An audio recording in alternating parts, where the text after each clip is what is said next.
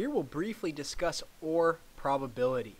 Now, OR probability, much like joint or AND, is the probability that one or the other happens.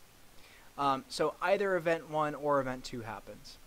So by definition, and this is in fact something that we often mistake, if event 1 or event 2 is to happen, we take this to mean event 1 happens and E2 does not. Event 2 happens and event 1 does not.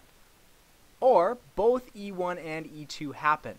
Now there's where our inconsistency with the word OR comes in, that it means one, the other, or both. So there are actually three possibilities for what we mean by OR. Let's take a look at an example.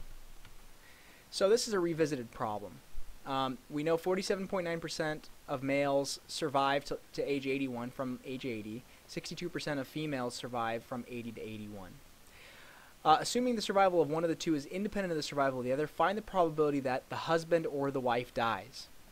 Okay, well by definition this means the male dies. In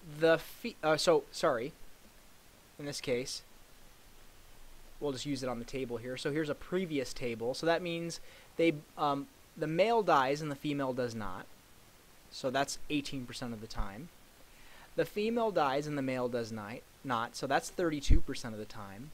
Or both the male and female die. There are three possibilities.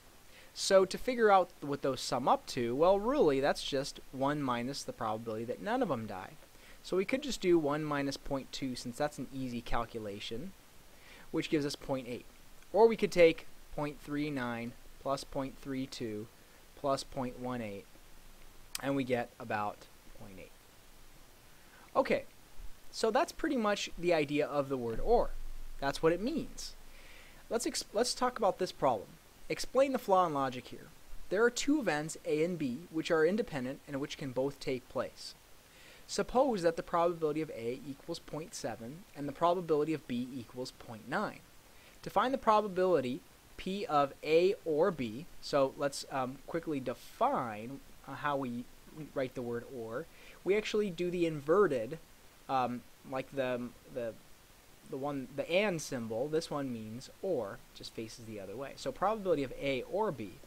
A person takes the probability of A and adds the probability of B to it, which gives him 1.6.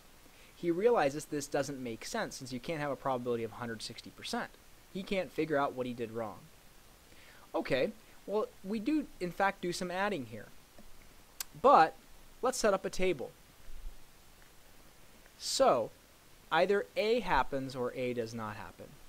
B happens or B does not happen. Okay, well, let's write down what we know. We know that the probability of A is 0.7. We also know that the probability of B is 0.9. By independence, we know that, well, first of all, let's do this. If we add the probability of A to the probability of B, what we're doing is adding the sum of these guys, which is 0.7, and the sum of these guys, which is 0.9. So notice what happens here. What's wrong with this? Why are we getting 1.6? Well, look at this region here. How many times is this cell, A and B, being added? Well, it's actually incorporated in this 0.7, and it's actually incorporated in this 0.9 as well. So I've got a duplicate copy of that value right there. Well, what is that value? If we take 0.7 times 0.9, we get 0.63.